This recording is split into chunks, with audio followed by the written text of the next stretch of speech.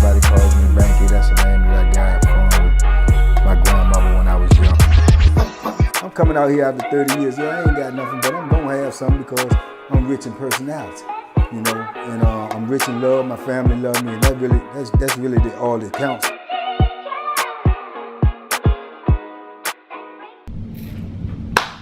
What's up, everybody out there? Shout out to everybody out there on Team Banky Pound, man. Appreciate y'all, love y'all, man. Y'all been holding me down.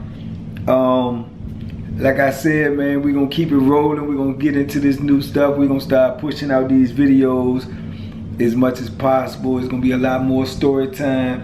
I'm gonna be getting y'all a lot more information about some of the things I went through during my 33 years incarceration. So stay tuned, and we're gonna keep it moving. Like, comment, and subscribe if you ain't already subscribed. A lot of people is watching and they're not subscribing. So if you ain't subscribed, take that 1 second out to hit that button and subscribe to this channel so we can get this good positive vibe and energy pushing out there. With that being said, man, today I want to talk to y'all probably about I get a lot of questions about the COs and stuff when I was locked up, you know, like how were they, what were they like or whatnot. So that's a broad question, you know. You know, every CO was different. You had some of them that had their little cliques, and they, you know, you get on certain camps and they act a certain way, you can expect a certain thing from them. But I try not to lump everybody into one category, you know what I'm saying, because everybody is different, you know, but they all work for the same people, and I'm quite sure push come to shove, they all gonna do the same thing and have each other's back when it comes down to it. But for the most part, like I say, every one of them is different, and you got different personalities and attitudes that you got to deal with, just like you got to do with inmates. You got a lot of different personalities and attitudes that you have to deal with on a day-to-day basis while you're incarcerated.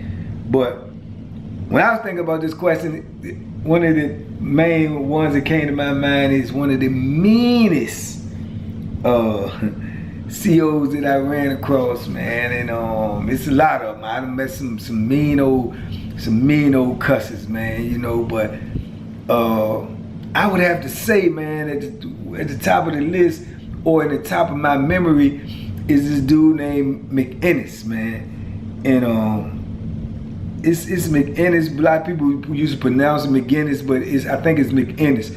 And oh man, this dude right here, yeah, he was off the chain for an officer.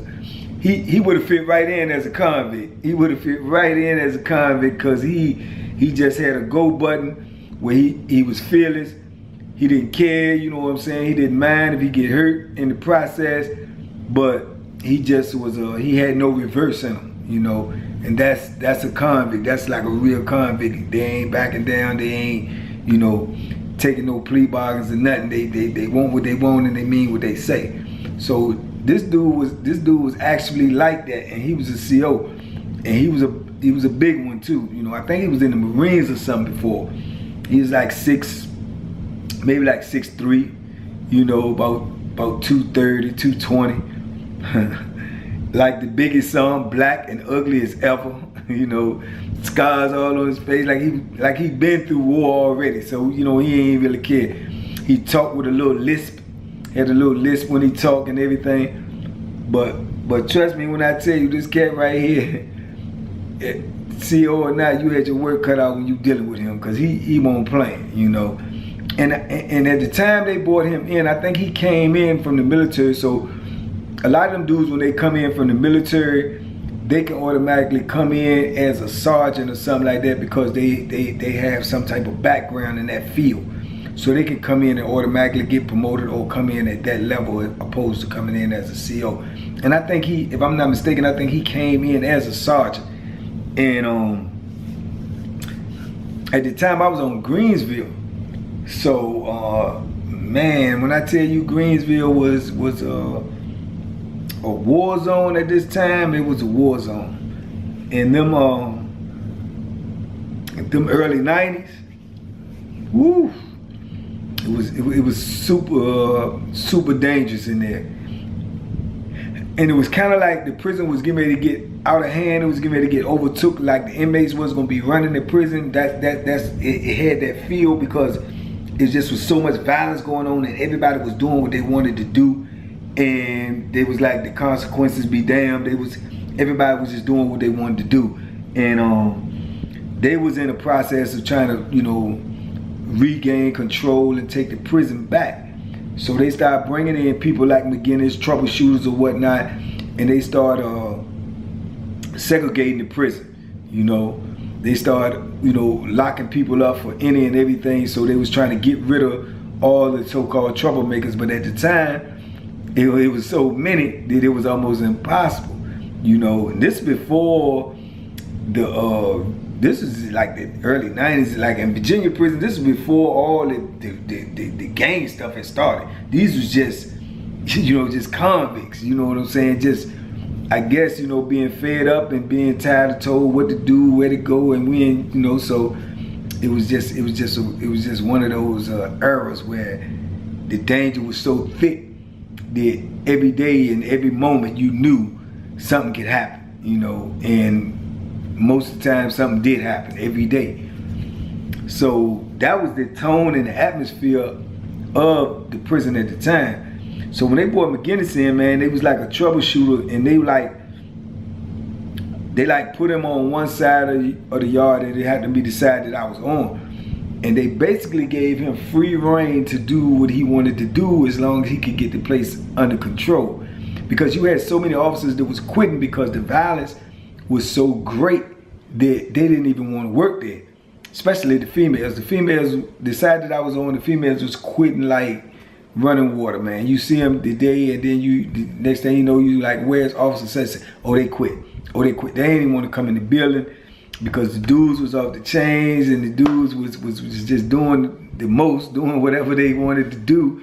And the females was more intimidated than the males, so they wouldn't even, you know, you put them on the compound and they're assigned to the side like that I was on, and they say, oh yeah, you gotta go to 7 building, or you gotta go. They was like, I ain't going over there. It was like, well, that's your assignment. Nah, I quit. And they was just like leaving. So at one point we only had males working over on our side because the dudes was so crazy and out of control that no female would even work over there. I think we ended up having one female that worked over there, and everybody knew her and they was cool with her, but she was like the only one that would come over there at a certain point in time. So McGinnis, when he comes over there, like I say, they give him free reign. So man, he just comes straight in like a troubleshooter. He go from block to block, letting people know, the convicts and inmates know, look man, this is how it's gonna be run. If you out of line, you going to jail, you getting took off this compound, we not gonna have it no more, woo woo woo. That's how he was coming. So, you know, automatically dudes a buck, man, ain't nobody trying to hear that, nah, all that. He goes straight to him and let him know he ain't playing. Okay, lock him up. All right, lock him up. Anybody else got something to say? Yeah, lock him up too. And if they want to fight, they want to buck, he get the squad in there, they get the scrapping, and they get it on, man. So that's how he set the tone of what he was doing, which at the time, like I said, was really crazy because dudes was crazy. So for you to be on that end, like the CO end, where you get to go home every day and come back in here, and you dealing with dudes that may not never go home, or dudes that ain't going home for decades, and they have nothing to lose. So it's like a double-edged sword, man. So for him to come in there and act like that, knowing the danger that he was gonna be in, kind of like shock people. But like I said, he didn't care. He was true to what he was doing. He was really about that life, man. And so he was doing that. He was troubleshooting for a while, man, and they was seeing that he was getting results.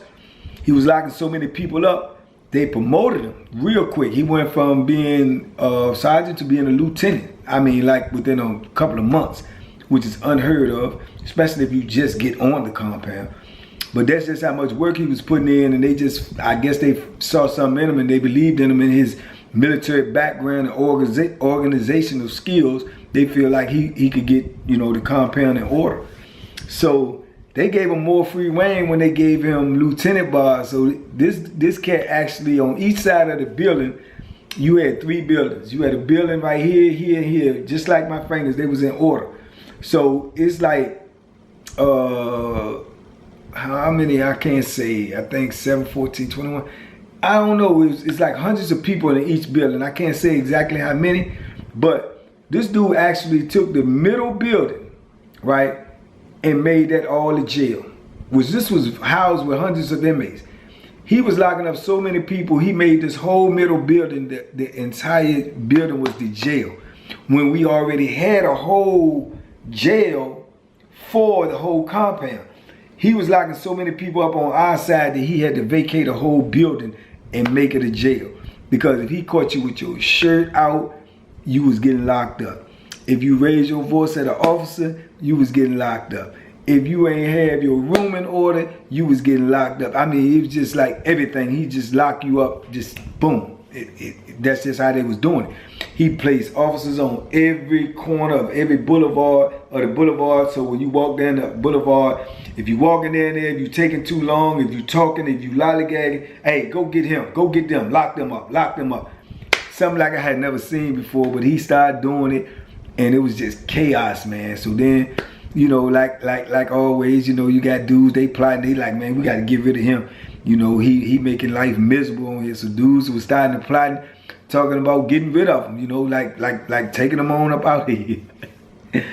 It was crazy, man. So yeah, man, but he just wasn't scared, man. And I think they plotted on him. He came to work every morning. I think they plotted on him one morning, and he come to work, and they catch him on the stairway, a couple of guys, and they throw a pillowcase over his head, and they poke him a couple of times with the knife and hit him with some locks and stuff, and boom, throw him down the stairs, and they run and get away.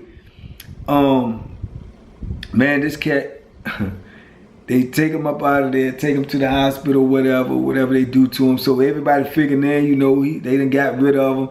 They trying to go back and look at the cameras. The cameras at that time was not in the hallway per se, where that was the blind spot. So that's why them dudes try to catch him right there. So they try to go back and rerun the camera, see if they can pinpoint who it was, and you know, get all the facts together to try to get him. But everybody was thinking, oh well, wow, that's what happened. McGinnis, they got him on the stairway. Oh, he gone there, he ain't coming back. Oh yeah, they stabbed him, they beat him. Yeah, man, let me tell you something. This crazy joker was at work the next morning at 5 o'clock. He was at work at 5 o'clock, and he went in every block with his little stitches and everything. He told me, he said, if y'all think that's gonna get rid of me, y'all crazy. I'm gonna be here every day. I ain't going nowhere, and it's gonna get rougher. So if you gonna try it again, you better come on with it, but you better make sure you get the job done this time, because I ain't going nowhere. Man, and that just set it off, man. People just knew right then and there that this dude was just out of his mind, man. To be an officer, he was out of his mind. Whenever they had any type of altercation, especially the physical altercation, and they call in the TAC team, the run-in squad, where they get their shields and riot gear and all this, and they first try to negotiate with you and try to talk to you before they actually make a move. Nah, whenever he popped on the scene, he pushed them all out the way. Look, y'all get out the way, get out the way. And he just bum rush and go straight in there himself. No matter if they had a knife, no matter if they had whatever, he just was a wild live wire, man, to be an officer, man. So like I said, he is definitely one of the craziest ones I've met. You know, you can talk to him and you can see in him that, you know, you can hear in his voice the type of cat he was. He really wasn't a bad dude. It's just that he was just locked in when he was doing his job. He was just one-sided. He pro-officer, whatever. He ain't. But in the same turn, the officers that worked for him were scared of him. They were scared of him because he had no nonsense with them as well. No nonsense with them as well. He would tell them, oh, he walk in the block and say, hey, it's supposed to be lockdown time. Why they ain't locked up? Officer might say, I told them to lock up. They taking their time. What you mean they taking their time? Y'all lock up, lock up. You ain't in your cell? Go get him. Lock him up, lock him up. And he would just, he take control. He might tell the floor officer, you go on out of here, man. You can go home for the day. You suspended. You can't do your job. This ain't for you. You know, so it ain't like he was just one way. He was both ways. You know what I'm saying? No nonsense. I mean, he just won't playing with it, you know. And there's a lot of stories about him that's out there. Some of them that I've seen, some of them that I witnessed myself. So I know, I've had direct contact with him myself as well. Unfortunately, it didn't turn out the way it could have, but it was close. But one of the incidents I seen with him, he came in the block one day when they had a dude in there that was arguing with a CO. So they called him because he was on shift, and he came in the block, and he walked up to the dude and said, "Look here, man, let me tell you right now, go to your cell. We ain't gonna do no talking, we ain't gonna do no playing." Dude took off, punched him right in the face. Boom! He falls back, hit the ground. The other officers jump on him and everything.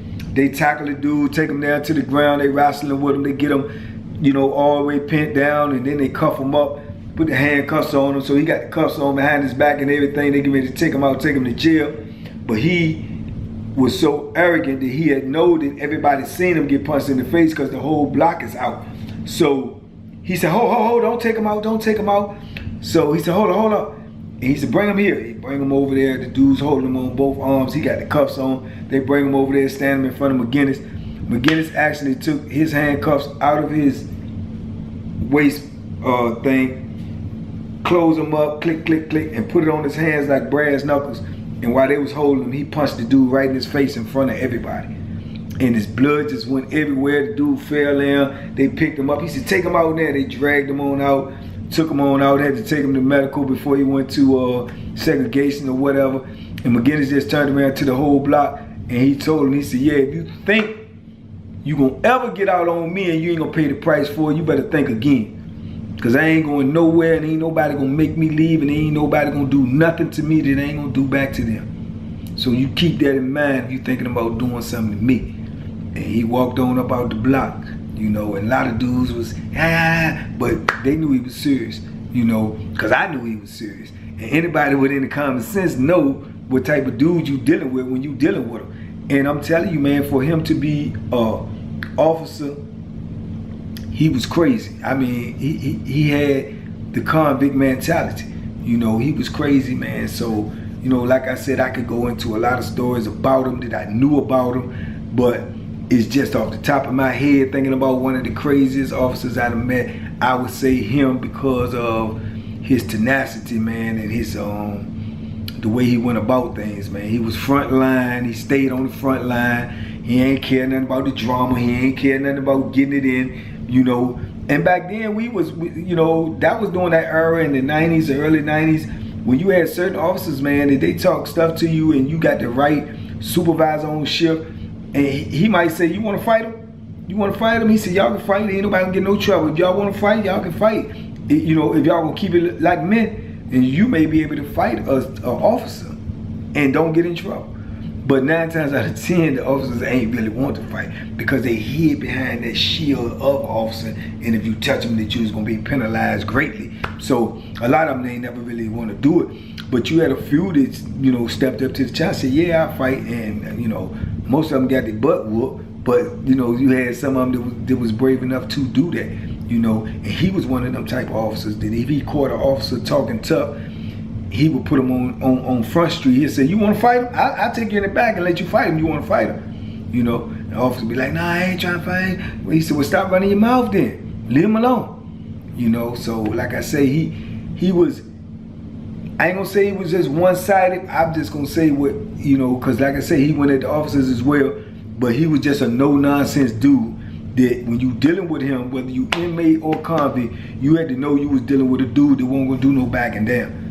He wasn't gonna do no backing down no matter what the odds was. So, you know, yeah, old McGinnis, man. I ended up running into him again too, man. I had heard stories about him after I left the institution, but I had heard stories about him, about what he was doing, and heard he had gotten in some type of domestic situation. He ended up marrying a CO woman that was there, and I heard he had gotten in some type of domestic situation with her. And, you know, I don't know if y'all know, but if you get a domestic situation while you're working for the Department of Corrections, you know, you can't work in security anymore. And he had made it all the way up. He went from sergeant to lieutenant to captain to major. So his next step would have been a warden or assistant warden. He had moved up that fast, man, in a couple of years. And I already got into the domestic situation as a major, man, and that made him have to either retire or lose his pension. So for him not to lose his pension, they had to give him some type of job in the Department of Corrections, but it couldn't be in you know, security. So being, I guess he had put in so much work for him, they looked out for him. They gave him a job as a fire inspector, where he just goes around and inspects the fire alarms and all of this type of stuff. So they gave him that job. So I remember when I was leaving, going back, you know, getting ready to go on the streets, I went to re-entry, and I seen him come around one day checking the fire extinguishers and whatnot. He had on regular clothes and everything, and I pulled up on him and spoke to him and was talking to him. He remembered me well as I did him, and you know, yeah, he was like, man, yeah, you know, I see a lot of dudes coming through here now making parole since they start, you know, letting guys out or whatever, right? You know, I ain't talking about the situation about, you know, how he became that, but I had heard about it, so I'm assuming it was all true, because he would not have left the position he was in next to being a warden to be a fire inspector. So I think it was fitting for them to not take his pension, because like I say, had it not been for him in the 90s, man, there's no telling what that prison would have turned into. I know it would have been a lot more chaos on there, probably a lot more dead bodies and everything, because he was a real live troubleshooter, man, and he saved them tons and tons of paperwork and tons of money, because dudes ain't know how to deal with him, man. They had never seen nothing like him. They had never experienced an officer that was as off the chain as him, nor had I. So, you know, I think that took everybody by surprise and took people a minute to adjust to, and to you know what I'm saying? Because you got to look at the situation like this too. No matter how he acted, he still was an officer. So there's great penalties when you put your hands on the officer, especially if you do something besides put your hand on, like trying to, you know, take him out or stab him or hurt him. You know, you're gonna pay a huge price for that. So dudes had to consider all of that when they was dealing with him. So no matter how mad they was at him, it was always the self-preservation, like, well, I can't do nothing to him because it's gonna cost me this. You know, so it just was a rough situation, man. And he played it to his best of his ability, and he got everything out of it that he was supposed to get out of it. He got his respect, which is the ultimate in prison, because, you know, like I say, on either side, convict side or officer side, you lose your respect, you can lose your life. You know, so he kept his respect, man, and that right there, man, made all the difference in the world. But Old McGinnis, man, if somebody tell him about this, he see this, shout out to Old McGinnis, man. You was one wild cat, man. You was one wild cat back in them days, man, and you know, them old Greensville days.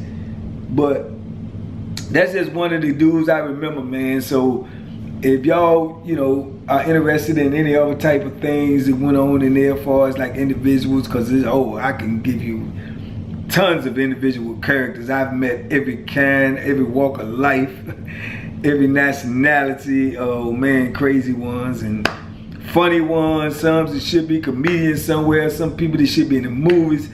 Some people that should be in the NBA and NFL. You meet all of these type of people when you were incarcerated, and especially when you were incarcerated as long as I was incarcerated. But y'all just let me know, man, if you like this video. You know, hit me in the comments. Let me know what's going on. Let me know who else y'all want to hear about, what else y'all want to hear about. And we're going to keep it moving, and we're going to keep this content coming, man. But public announcement too, man, to all you young cats out there, man, if y'all think that this prison stuff is a cakewalk, man, you sadly mistaken, brother. Very sadly mistaken, man. And you know, just like it's a line in one of Pac's songs, man, where he say, man, you know, they rather see us in hell, man, all of us in a cell, where only a few of us will live to tell. It ain't guaranteed that you coming up out of here, man, and I feel blessed that I was able to come up out of there after 33 years, but it's not a guarantee when you go in there, man, even for 1 year, that you coming up out of there. And even if you do, it's not a guarantee that you coming out there the same way that you went in. those are all the risks you take when you put yourself in a position to go to prison, man. So you young dudes out here, man, that you in them gangs and you picking up these guns, man, I'm telling you, man, I don't even know you, but I beg of you to take some second look at yourself, man. Take some self-evaluation, man, and ask yourself, is what you doing worth what you gonna put yourself in? Because I just can't see nothing this worth giving up your freedom to be in a position whereas you can't do nothing at all on your own. Nothing, bro. Not a thing. And you got to be on a swivel all day long because it's always chaos and it's always confusion. So it's not a life that you should choose to live. And while you out here, you got to remember, when I say choose, you got a choice. You got a choice right now not to be in that position. So think about that, man, while you out here, man, in this good old freedom and being able to have the luxury of getting up every morning and go where you want to go and do what you want to do, because that would definitely not be the case if you get behind them walls, man. So tighten up out here, man, and look at your brother, man, and try to help him, man, and give him some good advice. If you can't give him nothing else, give him that. But just know that them prison walls is not a game, man, and they don't care nothing about you in there at all. Not one iota.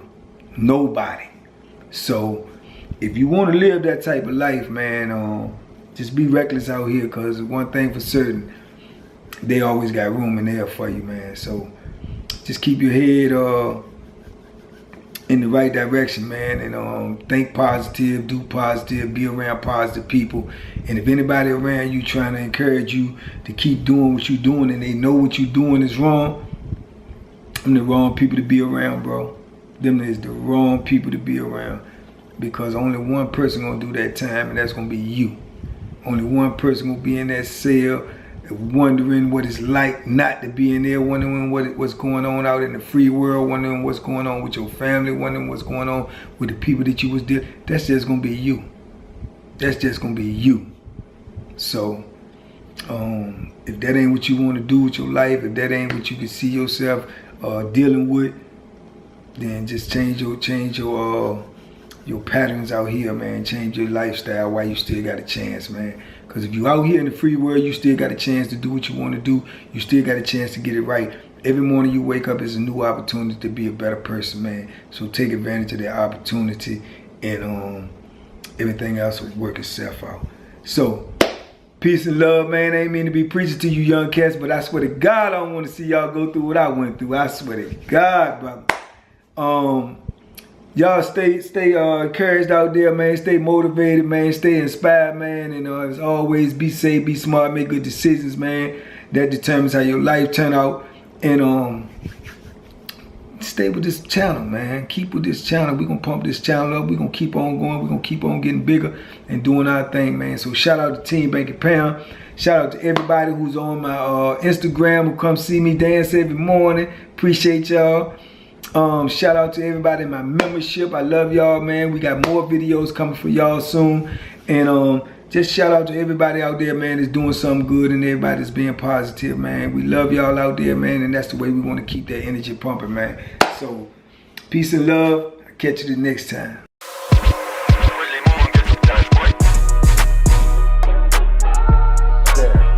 The Banky special. Yeah. Pure delicious. Pure deliciousness, man. My name is Banky, man. Everybody calls me Banky. That's the name that I got from my grandmother when I was young. I'm coming out here after 30 years. Yeah, I ain't got nothing, but I'm gonna have something because I'm rich in personality, you know. And I'm rich in love. My family love me, and that's really all that counts.